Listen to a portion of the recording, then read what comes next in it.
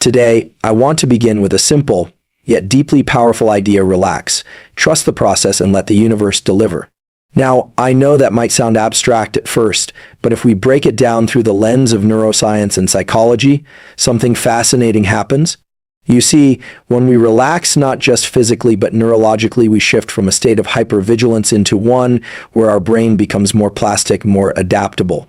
It's in this state that we're actually better able to learn, to make decisions, and to access creativity. Trusting the process? That's not just a motivational phrase, it's a deeply rooted concept in behavioral science. Progress often unfolds non-linearly. The brain learns through repetition, rest, and recalibration. Just like how muscle builds in recovery, your life gains traction not only through action but also through stillness. And when we say, let the universe deliver, we're tapping into the power of open attention, allowing our subconscious, our environment, and even randomness to work in our favor. The prefrontal cortex doesn't always have to control everything. Sometimes, stepping back allows deeper patterns to emerge. So today, we're going to explore how science supports surrender and why letting go isn't giving up, it's leveling up. When we talk about relaxation, most people immediately think of it as a passive state, laying back, doing nothing, disengaging. But from a neuroscientific perspective, relaxation is not merely a luxury or a break from effort. It's an essential precondition for change, learning, and adaptation. Specifically, relaxation activates neuroplasticity, the brain's ability to rewire itself in response to experience. This is one of the most critical processes in human development, behavior change, and even healing. The nervous system operates in different modes depending on the levels of stress and arousal. When we are in a state of chronic stress or heightened alertness, often associated with overthinking, perfectionism, or anxiety, the brain is locked into a mode of survival. The sympathetic nervous system dominates, releasing cortisol and adrenaline, sharpening our focus in the short term but suppressing creativity, emotional regulation, and long-term decision-making. This is the so-called fight or flight mode. It has its purpose when danger is present, but it is not where growth happens. True plasticity, the brain's capacity to create new neural connections and prune outdated ones, requires something very different. It requires the parasympathetic nervous system to be engaged. This is the rest and digest mode, characterized by slower breathing, a drop in heart rate, and a sense of psychological safety. In this state, the brain is much more capable of encoding new information, integrating learning, and shifting perspectives. When we are relaxed, our sensory systems are less hyper-focused on threat and more open to nuance. That openness is crucial for noticing patterns, making connections, and updating internal models of the world. One of the core principles of neuroplasticity is that the brain changes in response to experience, but only when certain conditions are met. One of those conditions is attention, and the other is emotional salience. But a third, often overlooked factor is the internal state of the body and brain, whether it's in a mode of safety or threat. If we are tense, fearful, or driven solely by urgency, the brain is less able to reconfigure its circuits. Even the very act of trying to force change or results can backfire by triggering stress responses that inhibit plasticity. Relaxation, in contrast, creates the fertile ground for those changes to occur naturally and more efficiently. From a practical standpoint, what does this mean? It means that if you're constantly pushing, striving, or clinching your way through life, your brain is less likely to adapt in the ways you want. Whether you're trying to build a new habit, heal from trauma, or simply become more effective, relaxation is not a detour, it's the path. Certain physiological tools can be used to deliberately shift the body into this parasympathetic state. For example, slow nasal breathing, especially with extended exhales, has been shown to down-regulate stress responses and activate brain areas associated with calm and self-awareness. Practices like non-sleep deep rest, ANDREW, yoga, or even a 10-minute scan meditation can open the door to the kind of internal environment where plasticity thrives. It's important to note that relaxation is not the same as disengagement. You can be relaxed and still highly focused, still intentional, still moving forward. In fact, some of the greatest breakthroughs in science, art, and personal transformation come during periods of relaxed attention, when the body is calm but the mind is clear and open. This is the zone that elite athletes refer to as flow, where effort feels effortless and performance peaks. Flow is essentially a neurochemical cocktail that blends focus with relaxation, and it's in that state that new neural patterns can emerge with far greater efficiency than in either stress or complete passivity. Another dimension to this is memory consolidation. After we learn something new, whether a skill, an insight, or a shift in mindset, the brain requires downtime to consolidate that learning. This doesn't just happen during sleep. Although sleep is crucial, it also happens during moments of wakeful rest where the brain's default mode network activates. This network is involved in introspection, future planning, and integrating knowledge across time and experience. So when you take time to relax, you're not being unproductive. You're allowing your brain to synthesize and store the very changes you've worked hard to create. We also see this principle at play in emotional regulation.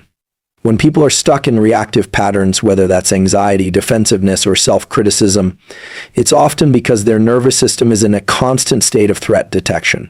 By learning to relax the body, whether through breathing, posture, or mindful awareness, you send a signal to the brain that it's safe to turn off those reactive circuits. Over time, with repetition, this leads to structural changes in the brain, such as increased connectivity in the prefrontal cortex and reduced activity in the amygdala. These changes form the neural basis for emotional resilience, improved focus, and greater adaptability. The way our brain learns, adapts, and grows is not linear. It doesn't happen just by working harder or by constantly forcing new inputs. One of the most powerful principles in neuroscience is that the brain requires both repetition and rest in order to rewire itself effectively. These two elements, consistent practice and strategic recovery, form the foundation of meaningful and lasting change, whether in behavior, skill acquisition, or mental resilience. Repetition is the brain's way of signaling importance. When we repeat an action or a thought pattern, especially with focused attention, the brain interprets it as a valuable piece of information. This triggers a cascade of molecular events, including the strengthening of synaptic connections between neurons. These repeated signals lead to long-term potentiation, a process where specific neural circuits become more efficient at firing together. The more a circuit is used, the more likely it is to become the brain's default setting. This is the biological basis of habit formation, memory consolidation, and skill development. However, repetition alone is not enough. Without rest, the brain can't fully encode or integrate what it's learning. During periods of rest, both sleep and wakeful downtime, the brain engages in something called memory consolidation. This is when it takes recent experiences and reorganizes them, moving them from short-term buffers into long-term storage systems. What's fascinating is that the brain doesn't just store these experiences as they happened. It extracts meaning, identifies patterns, and makes predictions. This is a key part of learning that doesn't occur during active effort, but rather during quiet reflection or physical rest. There's also a strong physiological component to this. When we are intensely focused, whether learning a new language, training our body, or trying to change a mindset, we activate the brain's attentional and reward systems. These systems are fueled by neurotransmitters, dopamine, acetylcholine, and norepinephrine. They create the biochemical conditions necessary for encoding change. But these systems are metabolically expensive. They require energy and create stress in the system. Without periods of recovery, these systems become depleted and performance drops. Even more importantly, the brain becomes less capable of change because it has no room to process or reconfigure. Sleep is a prime example of how critical rest is to learning. During deep stages of sleep, the brain literally replays the patterns it experienced during the day. For motor learning like playing an instrument or mastering a sport, the motor cortex reactivates in the same sequence that was practiced. For emotional and cognitive learning, the hippocampus and neocortex engage in a dialogue, deciding what to keep, what to discard, and how to connect new information to old. This is not passive storage, it's active construction. Without sleep, repetition becomes inefficient because the brain has no opportunity to solidify what it's trying to learn. Wakeful rest, including short breaks during the day or even just moments of quiet stillness, also plays a vital role. The default mode network, a collection of brain regions that becomes active when we're not focused on a task, kicks in during these moments. It's involved in self-reflection, future planning, and in integrating information across time and context. If we're always switched on, jumping from task to task or pushing nonstop, we never give this system time to do its job. That means we may accumulate experiences but fail to extract insight from them. Repetition without reflection leads to stagnation, not growth. From a practical standpoint, understanding this dynamic helps us work smarter, not just harder. If you want to internalize a new behavior or mindset, deliberate repetition is essential, but it needs to be followed by recovery. This is why elite performers in any field, whether athletics, music, or entrepreneurship, structure their routines around intense, focused blocks of effort interspersed with deliberate downtime. These rest periods are not wasted time. They are essential windows during which the nervous system adapts, restores, and builds capacity for the next round of effort. Neuroplasticity, which is the foundation of all change in the brain, depends on this balance. Stress the system, then let it recover. Introduce a new stimulus, then allow the brain to reconfigure itself around it. If either component is missing, if there's too little repetition or too little rest, the plasticity window closes. This balance is especially important in emotional learning and mental health. When trying to rewire thought patterns related to anxiety, depression, or trauma, consistent repetition of new, adaptive patterns is necessary, but so is giving the brain space to relax and process. Too much exposure without integration can actually reinforce the very patterns one is trying to change. On a biochemical level, we also see that the brain's capacity to learn is influenced by oscillations in brain wave activity. High-frequency beta waves are dominant during active thinking and concentration, but during rest, alpha-theta waves increase. These slower rhythms are associated with creative insight, subconscious processing, and emotional integration. It's during these phases that the brain often connects the dots, solving problems or uncovering insights that seemed inaccessible during active effort. These moments are not random, they are the product of a brain that has been given both input and space. Trusting the process is often framed as a matter of mindset, but beneath that phrase lies a neurobiological truth about how the human brain maintains motivation over time. At the center of this mechanism is dopamine, a neurotransmitter responsible for reward, drive, and forward movement. Dopamine is often misunderstood as the chemical of pleasure, but in reality, it's much more about anticipation and pursuit than it is about the moment of achievement itself. Understanding how dopamine works and how trusting the process actually sustains its function is crucial for anyone looking to build long-term habits, overcome obstacles, or achieve meaningful goals. The dopamine system operates on a principle called reward prediction error. Essentially, your brain constantly makes guesses about when rewards will arrive, how big they'll be, and what actions will lead to them. When a reward exceeds expectations, dopamine surges. When it meets expectations, dopamine remains steady, and when a reward fails to materialize, dopamine drops. This predictive mechanism means that if we become overly attached to immediate results or outcomes, our dopamine system becomes highly volatile. It rises and falls based on external feedback, which can create a roller coaster of motivation, often leading to burnout, frustration, or disillusionment. This is where trusting the process becomes not just a philosophical tool, but a neurological strategy. When we learn to derive satisfaction from effort itself rather than outcomes, we effectively stabilize the dopamine system. By focusing on small, consistent wins and valuing the act of showing up, the brain starts to associate the process itself with reward. That shift changes everything. The pursuit becomes the reward. And when the brain perceives the act of working toward a goal as inherently meaningful, it becomes more resilient to setbacks and delays in progress. This builds what can be called dopamine resilience, a sustained ability to stay motivated even in the absence of immediate feedback. Scientific research shows that when individuals tie their dopamine responses to internal metrics such as effort, learning, or consistency, they build more durable motivation than when they tie it only to external achievements. For example, someone who says, "I'm proud I did the workout today," even if it wasn't perfect, is reinforcing a neural loop that makes future workouts more likely. The reward is embedded in the action, not the outcome. This wiring creates a feedback loop of intrinsic motivation, which is far more sustainable and resistant to burnout than motivation based solely on performance or recognition.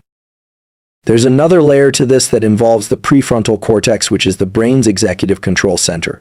The prefrontal cortex helps with planning, decision-making, and regulating emotional responses. When dopamine is directed toward long-term goals, the prefrontal cortex becomes more engaged and better able to suppress impulsive behavior. This is essential when working on goals that require time, patience, and delayed gratification. Trusting the process recruits this executive function in a powerful way. It teaches the brain to prioritize sustained effort over short-term pleasure, and in doing so, strengthens the circuitry responsible for discipline, focus, and resilience. One of the challenges many people face when trying to stay committed to a goal is the unpredictability of outcomes.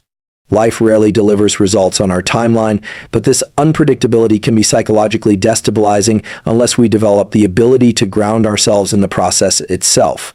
The moment we detach our sense of progress from rigid expectations and shift it toward the daily act of showing up, we remove the variability that often leads to discouragement. From a neurobiological standpoint, this means reducing the amplitude of dopamine crashes that occur when we don't meet our own deadlines or targets.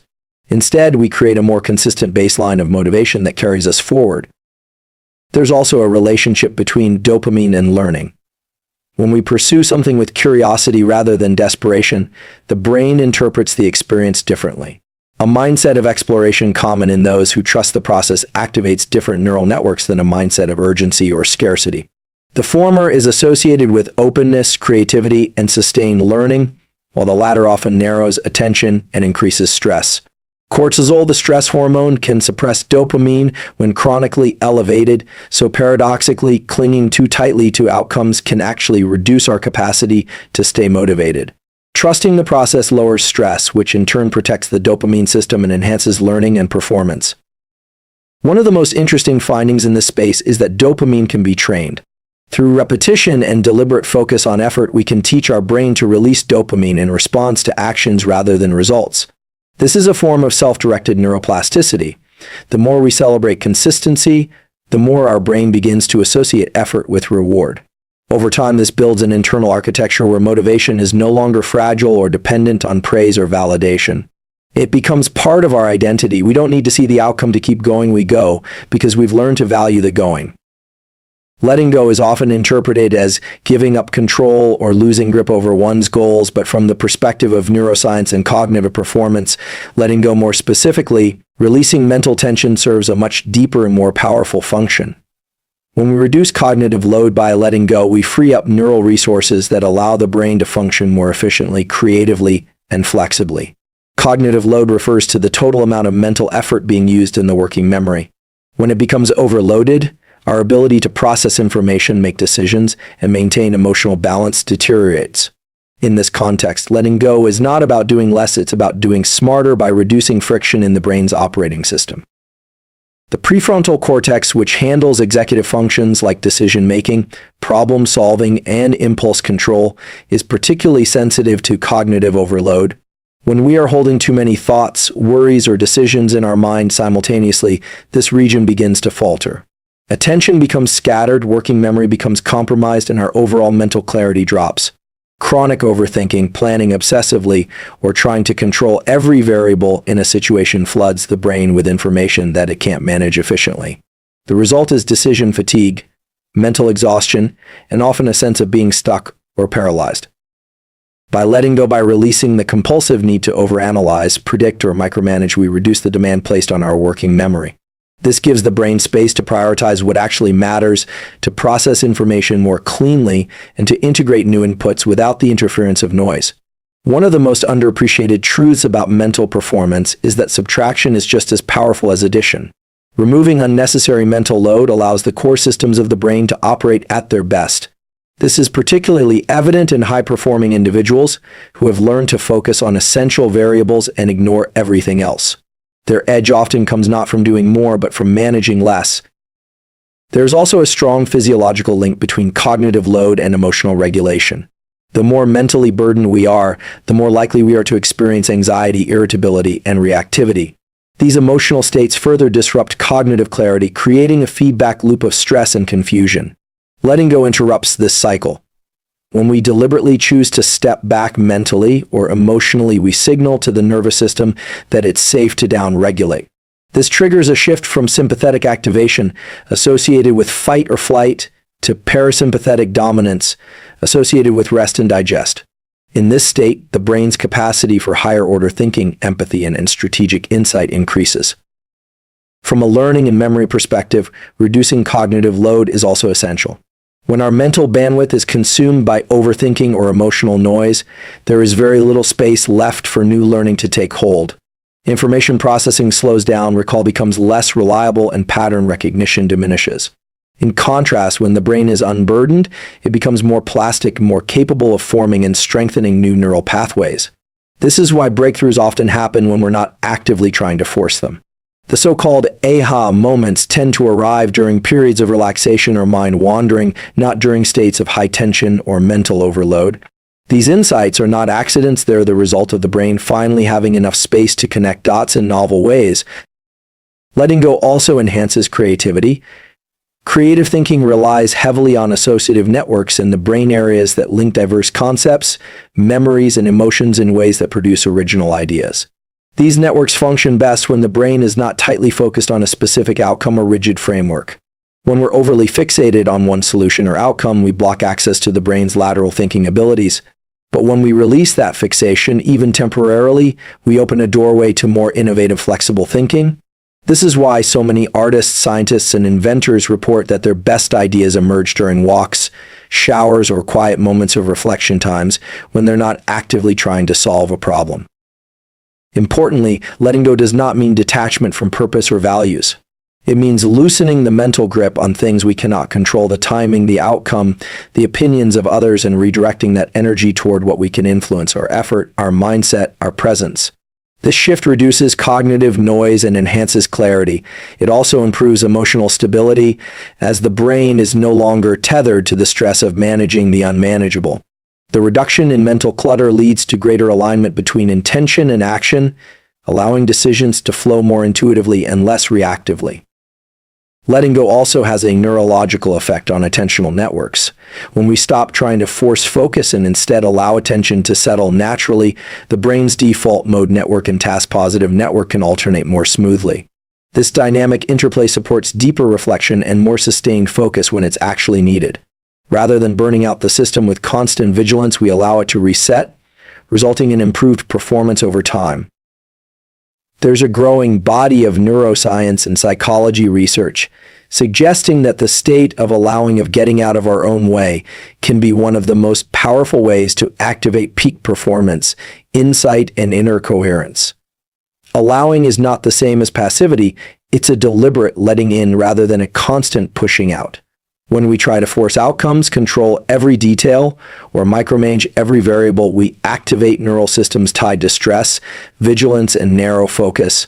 While those systems can be useful in short bursts, such as when immediate action is required, they are not ideal for long-term creativity, adaptability, or emotional resilience.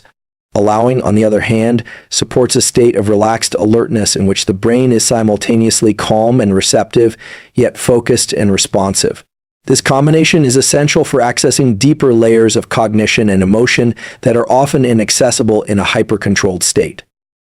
At the physiological level, allowing correlates with the downregulation of the sympathetic nervous system and the activation of the parasympathetic branch. This shift leads to changes in heart rate variability, respiratory rhythm, and hormone balance, particularly with reduced levels of cortisol and more regulated levels of dopamine and serotonin. These shifts don't just affect how we feel emotionally, they fundamentally change how our brain functions. In a parasympathetic state, the prefrontal cortex becomes more active and better integrated with other brain regions, particularly those responsible for long-term planning, creativity, and empathy. This is a key reason why states of allowing can feel both deeply grounded and subtly energized. The nervous system is no longer defending itself, it is open and adaptive. From a cognitive perspective, allowing means giving the mind permission to hold space for multiple possibilities without prematurely collapsing onto one fixed interpretation or solution. This is essential for insight generation, which relies heavily on the brain's ability to perceive patterns across different domains. The default mode network, a network of brain regions active during introspection and mind wandering, becomes more engaged in states of openness. This network allows us to integrate past experiences, imagine future scenarios, and extract meaning from abstract concepts. When we stop trying to force clarity or immediate answers, the brain has more bandwidth to make these subtle connections in the background. It's often why solutions to complex problems emerge not while actively thinking, but in moments of stillness or even distraction. These emergent insights aren't random, they are a result of the brain being permitted to self-organize without interference. Allowing also improves emotional regulation and increases access to self-awareness. When we stop resisting our emotional states, whether they are discomfort, sadness, frustration, or uncertainty, we decrease the cognitive and physiological cost of suppression. Emotional suppression, while sometimes useful in acute circumstances, demands a significant amount of energy from the brain and body. Over time, chronic suppression can lead to mental fatigue, anxiety, and reduced cognitive flexibility. Allowing emotions to move through us without immediate resistance enables faster processing and resolution. Neuroscience shows that emotional experiences, when not resisted, often have a relatively short duration in terms of their physiological intensity, often 90 seconds or less. The problem arises when we resist or ruminate, which keeps the emotional loop running far longer than necessary. At a behavioral level, allowing promotes flexibility, curiosity, and adaptive action. It reduces the fear of failure, which is a significant inhibitor of performance and creativity. When we are in a state of tight control, the amygdala responsible for fear and threat detection becomes more active, narrowing our behavioral responses and making us more likely to default to habitual patterns. This is the neurological basis for playing it safe or repeating known behaviors even when they're not effective. In contrast, allowing sends the signal that novelty is acceptable, that risk is tolerable, and that failure is not a threat but a part of the learning loop. This opens the door for more expansive, less inhibited behavior, which in turn leads to greater experiential learning and more robust neural adaptation. There is also a quantum of trust built into the act of allowing. At a deeper psychological level, it reflects a belief that the systems of the body, brain, and even the environment contain an inherent intelligence, one that doesn't need to be constantly micromanaged. This trust changes our relationship to uncertainty. Instead of interpreting unknowns as threats, we begin to view them as potential sources of insight, growth, or redirection. From a neural standpoint, this recalibration affects the salience network, a brain system involved in detecting and assigning importance to stimuli. When we are overly controlling, this system is often hyperactive, tagging neutral or ambiguous experiences as stressful.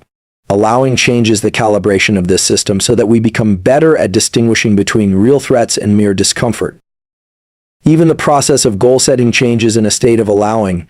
Rather than rigidly defining success in binary terms, we become more attuned to qualitative markers of progress, growth, learning, alignment, presence. These internal markers are neurologically easier to sustain than external benchmarks because they are generated from within and do not require constant validation or perfect timing. As we learn to allow our experience to unfold without constant judgment or premature correction, the brain becomes more integrated, our physiology becomes more balanced, and our behavior becomes more fluid and resilient. The belief that the universe will deliver is often dismissed as spiritual optimism. But when examined through the lens of neuroscience, behavioral psychology, and quantum cognition, this belief actually aligns with how the brain, perception, and decision-making systems operate in dynamic environments. The idea of the universe delivering is not necessarily about mystical intervention, but about how attention, intention, and perception shape the brain's ability to detect and respond to opportunities. The reticular activating system, or RAS, located in the brainstem, plays a critical role in this process. It acts as a filter for the vast amount of sensory data we encounter each moment, allowing through only what aligns with our internal goals, beliefs, and expectations. When we believe something is possible, even before it's visible, this system begins to highlight relevant cues, patterns, and opportunities that match that belief. It's not that the universe suddenly changes, but that our interface with it becomes more attuned and selective based on internal alignment. This mechanism is not passive, it's deeply involved with our behavior and actions. What we hold as possible or probable in our internal world directly affects the decisions we make, the risks we take, and the energy we bring to situations. A person who believes that good things are on the way behaves differently, more openly, more persistently, more creatively than someone who doesn't. This behavioral shift changes the feedback loop between self and environment. People who act with internal conviction tend to generate different responses from others. They are more likely to collaborate to attract support and to persist through setbacks. Over time, this persistence compounds, creating the illusion that external forces are working in their favor. In reality, it's a neurobiological loop of belief driving perception, which drives action, which creates results. This process is also tied to the function of mirror neurons, specialized cells in the brain that respond not only when we act, but when we observe others acting. These neurons play a key role in empathy, learning, and social synchronization. When we carry a strong internal belief, our behavior, tone, and presence signal that belief to others, often unconsciously. Other people mirror that energy back to us, reinforcing our internal state. This is part of why optimistic, purpose-driven individuals often experience more synchronicities or feel that the world is meeting them halfway. Their state is contagious, neurologically and socially.